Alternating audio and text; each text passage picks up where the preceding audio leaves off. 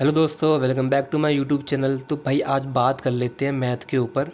जैसा कि आप सभी लोगों को पता है कि हमारा एग्ज़ाम 14 जुलाई से स्टार्ट होने वाला है। तो भाई जिन बच्चों का सिलेबस कंप्लीट नहीं हुआ है मैथ में और जिन बच्चों का हो गया है, उन दोनों को ही मैं बताना चाहता हूँ, उन सभी बच्चों को बताना चाहता हूँ कि भाई क्या क्या टॉपिक आपको कंसिडर करने चाहिए और जिनका सिलेबस कंप्लीट नहीं हुआ वो कौन से टॉपिक स्किप कर सकते हैं और क्या क्या वेटेज रहती है कौन से टॉपिक्स की और कौन से चैप्टर में से कौन से टॉपिक मोस्टली पूछे जाते हैं एग्ज़ाम में। ठीक है, फटाफट से बात कर लेते हैं। अगर मैं बात करूँ अर्थमेटिक्स में, तो नंबर सिस्टम में अगर हम देखते हैं तो इसमें बेसिकली 3 से 4 टॉपिक्स हैं, जिनमें से एक मैं कह सकता हूँ कि डिविजिबिलिटी रूल है। इस पे क्वेश्चन आ जाता है, एलसीएम एचसीएफ पे क्वेश्चन आते हैं, यूनिट डिजिट पे क्वेश्चन आते हैं। तो इसकी जो वेटेज एग्ज़ाम में क्वेश्चन आने की वो है 2। मतलब अगर आपका सिलेबस कंप्लीट है तो इन तीनों टॉपिक पे थोड़ा ज़्यादा ध्यान दे लेना, और जिनका सिलेबस कंप्लीट नहीं है तो भाई अभी सिलेबस नंबर सिस्टम अपने आप में बहुत बड़ा चैप्टर है। अगर आप इतना चैप्टर पूरा ना पढ़ पाओ तो एटलीस्ट ये 3 टॉपिक जरूर पढ़ लेना, जिससे कि आपके 1 या 2 क्वेश्चन बन सके एग्ज़ाम में। ठीक है। अगर मैं वहीं बात करूँ परसेंटेज में, तो परसेंटेज में देखो काफ़ी वैरायटी है। बेसिकली मैं इन्हें इंक्रीमेंट डिक्रीमेंट इसलिए लिखा है क्योंकि इसके काफ़ी क्वेश्चन आते हैं, जैसे पॉपुलेशन वगैरह हो गया कि फर्स्ट ईयर में पॉपुलेशन इतनी बढ़ गई, सेकंड ईयर में इतनी बढ़ गई, थर्ड ईयर में इतनी घट गई, तो at the end third year में इतनी पॉपुलेशन है तो फर्स्ट ईयर में कितनी होगी। तो इस टाइप के क्वेश्चन आते हैं। बाकी जो क्वेश्चन आते हैं वो आपको डीआई के थ्रू मिल जाएंगे। तो इसकी जो वेटेज होती है नॉर्मली 1 से 2 क्वेश्चन की ही होती है। तो ये मैंडेटरी है परसेंटेज का टॉपिक कवर करना। जिनका सिलेबस कंप्लीट हो गया है वो तो अच्छी बात है, जिनका नहीं हुआ तो भाई परसेंटेज तो करना ही करना है। साथ ही साथ प्रॉफिट लॉस भी ज़रूरी है, क्योंकि प्रॉफिट लॉस में से भी 2 से 3 क्वेश्चन आते हैं। और इसमें बेसिकली देखो डिस्काउंट, एक तो नॉर्मल क्वेश्चन आएगा प्रॉफिट लॉस पे कि भाई इसको इतने परसेंटेज पे बेचा, ठीक है, और सेलिंग प्राइस ये था तो कॉस्ट प्राइस क्या होगा, या सिंपली इंक्रीज या सक्सेसिव में भी हो सकता है। इस टाइप में आ जाते हैं, या आते हैं क्वेश्चन डिस्काउंट पे या सक्सेसिव डिस्काउंट पे। तो इसकी जो वेटेज रहती है वो 2 से 3 रहती है। तो प्रॉफिट लॉस का चैप्टर आप कर लेना अच्छे से। अगर मैं बात करूँ एसआई और सीआई की, तो इसमें से देखा रहे एक ही क्वेश्चन आता है।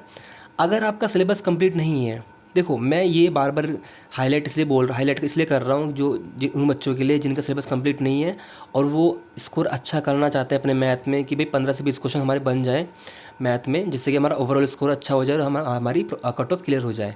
तो उनके लिए मैं ये कहना चाहता हूँ कि जो जो मैं टॉपिक बोलते जाऊँगा उसको समझते चले जाना और कौन सा टॉपिक स्किप करना है, क्योंकि इस टाइम अभी 2 महीने बाकी है। अभी आप सारा सिलेबस कंप्लीट नहीं कर पाओगे, क्योंकि अभी आपको मॉक भी लगाना है, प्रैक्टिस भी करनी है, तो सब कुछ नहीं हो पाएगा। तो इसलिए जो से टॉपिक आपको स्किप करने हैं वो मैं बताते बताते चलूँगा साथ के साथ ही, तो ध्यान से सुनते जाना और जिसकी ज़्यादा वेटेज है उस पर ज़्यादा ध्यान देना। अब देखो जैसे एस आई सी आई की बात कर रहा था मैं, तो इसकी एक ही क्वेश्चन आता है इस पर।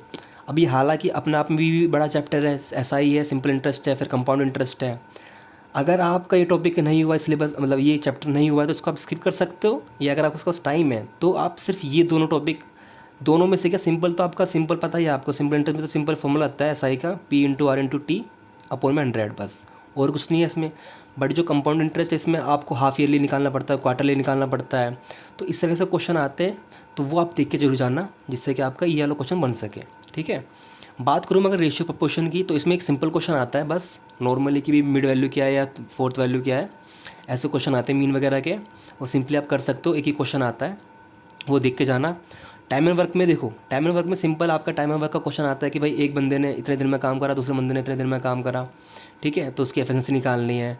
फिर उस एफिशिएंसी के बेस पे उस दोनों ने मिलकर उस दिन को कितने दिन में कंप्लीट कर लिया। इस टाइप पे सिंपल क्वेश्चन आता है। बट इसके अलावा थोड़ा सा जो मॉडरेट लेवल बढ़ा देते हैं टाइम एंड वर्क में, वो आता है पाइप एंड सिस्टम में, कि भाई उसने इतने बजे टाइमिंग, जैसे टाइमिंग दे देते हैं कि भाई 7 बजे उसने ओपन करी एक टंकी, फिर 10 बजे टंकी ओपन करी, तो कितने बजे उसकी टंकी भर गई। तो थोड़ा सा कॉम्प्लेक्सिटी बढ़ा देते हैं इसमें। तो इस क्वेश्चन को आप देख लेना ध्यान से।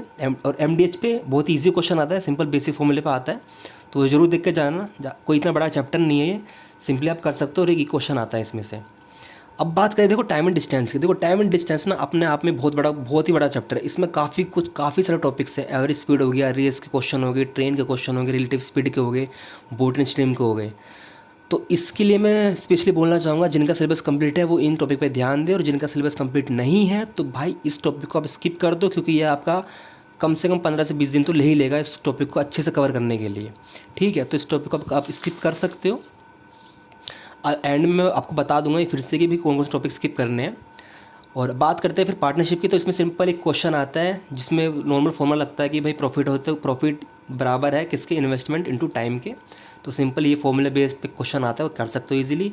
मिक्सचर एलिगेशन पे आप बहुत ही रेयर क्वेश्चन आते हैं, ठीक है, मेंस में तो आ सकते हैं लेकिन प्री में बहुत ही कम ही देखे गए हैं, तो आप इसको स्किप कर सकते हो।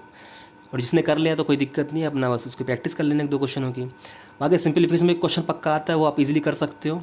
एवरेज पे क्वेश्चन आता है बेसिक टू मोटेड, मैंने बेसिक टू मोटेड इसलिए लिखा है कि तो बेसिक क्वेश्चन आता है कि भाई इतना एवरेज कि इतने इतने बंदे हैं, या सिंपली आपका आ सकता है कि भाई सम एवरेज ऑफ 1 से लेकर 1 से लेकर या का 1 से लेकर 10 तक का मतलब नंबरों का एवरेज कितना हो सकता है, या स्क्वायर का या क्यूब का, इस तरह से क्वेश्चन आते हैं बेसिक फॉर्मूले पे, तो कर सकते हो, ठीक है। तो इस चीज़ का ध्यान दे लेना। तो अर्थमेटिक में बेसिकली यही सब चीज़ें हैं। मैं एक बार फिर से रिपीट कर देता हूँ, जिनका सिलेबस कंप्लीट है वो इन टॉपिक पे ध्यान दे लेना, ठीक है, ये। और जिनका सिलेबस कंप्लीट नहीं है वो कौन सा टॉपिक स्किप कर सकते हैं, एक तो एस आई और सी आई वाला, ठीक है, ये स्किप कर सकते हैं। टाइम एंड डिस्टेंस स्किप कर सकते हैं, और मिक्सचर एलिगेंस स्किप कर सकते हैं।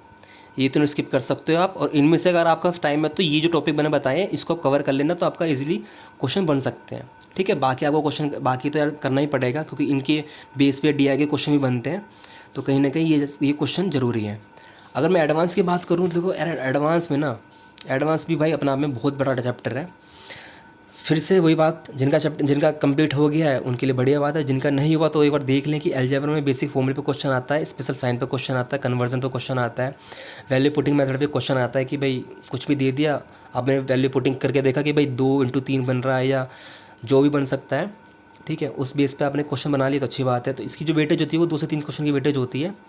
यही मैं बात करूँ अगर ट्रिग्नोमेट्री की, तो भाई ट्रिग्नोमेट्री में बेसिक फॉर्मूले पर क्वेश्चन आते हैं। कोई ट्रिग्नोमेट्री में इतना कोई हार्ड नहीं है चल रहा आजकल, बहुत ही मॉडरेट लेवल के क्वेश्चन आते हैं, बेसिक फॉर्मूले पर आते हैं। साइन 30 वो थीटा की वैल्यू पे क्वेश्चन आते हैं, 30 45 60 वगैरह, वैल्यू पुटिंग मेथड पे भी कर सकते हो इसको, ऐसे क्वेश्चनों को 2 क्वेश्चन आते हैं, तो इस चैप्टर को कर लेना, ठीक है। ज्योमेट्री में बेसिकली क्या सर्कल पे और ट्रायंगल पे क्वेश्चन आते हैं जिनकी प्रॉपर्टीज़ पे आते हैं, और ट्रायंगल में भी अगर मैं बात करूँ तो सिमिलरिटी पे ज़्यादा क्वेश्चन बनते हैं आजकल, और सेंट्रोइड पे, मीडियन पे, एंगल बाइसेक्टर पे और काफ़ी क्वेश्चंस हैं। ट्रायंगल में भी काफ़ी प्रॉपर्टीज़ वगैरह हैं अलग अलग उसकी, तो वो देख लेना आप। तो इसमें और एक मेंसुरेशन है, ठीक है। देखो मेंसुरेशन आप करने मत बैठ जाना, पूरा का पूरा चैप्टर बहुत बड़ा चैप्टर है, सिंपल इसके फॉर्मूला याद कर लेना बस। फॉर्मूले पे भी एक क्वेश्चन आता है तो वो देख लेना ध्यान से बस। बाकी कोऑर्डिनेट ज्योमेट्री आप स्किप कर सकते हो, इसमें एक बेसिक क्वेश्चन आता है, बहुत ही रेयर है कि वो आए या ना आए, ठीक है। तो इसका आप इसको स्किप कर सकते हो जिनका सिलेबस कंप्लीट नहीं हुआ है, जिनका हो गया तो फिर तो बढ़िया बात है। और एक और चीज़, एडवांस में अगर आपका सिलेबस कंप्लीट नहीं हुआ है अलजेब्रा में, तो अलजेब्रा आप मत ही करना, ठीक है। मतलब अगर टाइम है तो कर सकते हो, अगर नहीं है या आपने देखा ही नहीं कभी अलजेब्रा स्टार्ट ही नहीं करी है, अगर देखा ही नहीं है तो भाई स्किप ही कर देना, नहीं हो पाएगा। ट्रिग्नोमेट्री कर सकते हो, इसको आराम से 1 हफ्ते में कंप्लीट कर सकते हो। ज्योमेट्री में अगर मैं कहना चाहूँ आप स्किप ही कर दो, ठीक है, क्योंकि इस टाइम अभी आपको अर्थमेटिक पे फोकस करना है, क्योंकि अर्थमेटिक की वेटेज ज़्यादा एडवांस है। बट स्टिल अगर आपके पास टाइम है आप कर सकते हो। मैं तो ये बोलूँगा कि भाई ये सर्कल और ट्रायंगल की प्रॉपर्टीज़ वगैरह देख के चले जाओ, कहीं ना कहीं 2-3 क्वेश्चन आते तो एटलीस्ट एक क्वेश्चन तो बन ही सकता है ना, तो ये देख के चले जाना, ठीक है। अगर मैं फाइनल बात करूँ, और डीआई के देखो, डीआई के 2 से 3 क्वेश्चन आते हैं, बहुत ईजी क्वेश्चन होते हैं, आप बना लोगे, ठीक है। और जो कि सेंट्रल एंगल बेस्ड होते हैं, एवरेज बेस्ड होते हैं, रेशियो बेस्ड होते हैं, और परसेंटेज बेस्ड होते हैं। इसके अलावा मैं बात करूँ तो भाई अगर मैं एक फाइनल कंक्लूजन निकालूँ कि भाई एडवांस के 8 से 9 क्वेश्चन देखने को मिलते हैं हमें, अर्थमेटिक के 14 से 15 और डीआई के 2 से 3। तो यार देखो यार, अर्थमेटिक मैंने आपको बताया, सिर्फ मैंने आपको बोला है कि एस आई सी आई के, देखिए एस आई सी आई छोड़ दो अगर सिलेबस कंप्लीट नहीं हो पा रहा है, और टाइम एंड डिस्टेंस छोड़ दो जिसकी वेटेज 2 से 3 है और ऐसे की 1 है। तो अगर आप अर्थमेटिक में 3 से 4 क्वेश्चन भी स्किप कर देते हो, ठीक है, एग्जाम के अकॉर्डिंग, तो कहीं ना कहीं आप इसके अकॉर्डिंग आप 10 क्वेश्चन तो अर्थमेटिक में बना ही लोगे, और डीआई के आप 2 से 3 क्वेश्चन बना लोगे, ठीक है। तो कहीं ना कहीं 13 क्वेश्चन तो हो ही गए। और एडवांस में अगर मैं बात करूँ, आप अगर एडवांस में अगर ट्रिग्नोमेट्री के भी 1-2 क्वेश्चन बना पा रहे हो और मेंसुरेशन के बना पा रहे हो, और अलजेब्रा आपने छोड़ दिया कोई दिक्कत नहीं, और ज्योमेट्री के भी आप इन प्रॉपर्टीज से एटलीस्ट 1 क्वेश्चन भी बना पा रहे हो, तो कहीं ना कहीं आपके 4 क्वेश्चन तो बन ही सकते हैं। तो अब आप 15 से 20 क्वेश्चन के बीच में आप अपना मैथ में स्कोर कर सकते हो, ऐसे नंबर ऑफ़ क्वेश्चंस बना सकते हो 15 से 20 तक, ठीक है। तो कहीं ना कहीं आप 30+ तो स्कोर कर ही लोगे मैथ में, ठीक है। तो भाई ये उन बच्चों इन स्टूडेंट्स के लिए हैं कि भाई जो जिन्होंने अभी भी शुरुआत करी है पढ़ना, ठीक है, वो चाह रहे हैं कि भाई 2 महीने बाद सीजीएल का एग्ज़ाम है, एटलीस्ट क्वालिफाई तो कर ही लूँ क्योंकि नंबर तो जुड़ने वाले नहीं है। तो क्वालिफाई करने के लिए आपको एटलीस्ट मैथ में तो भाई 15 से 20 क्वेश्चन तो बनाने ही पड़ेंगे। इसके अलावा रीजनिंग भी है, इंग्लिश भी है और जीएस भी है। तो मैथ के लिए बस इतना ही है, ठीक है।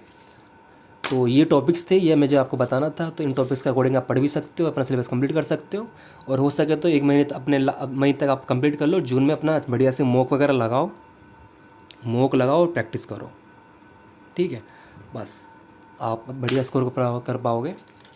चलिए मिलते हैं अब नेक्स्ट वीडियो में, तब तक के लिए गुड बाय, पढ़ते रहे अच्छे से, अलविदा।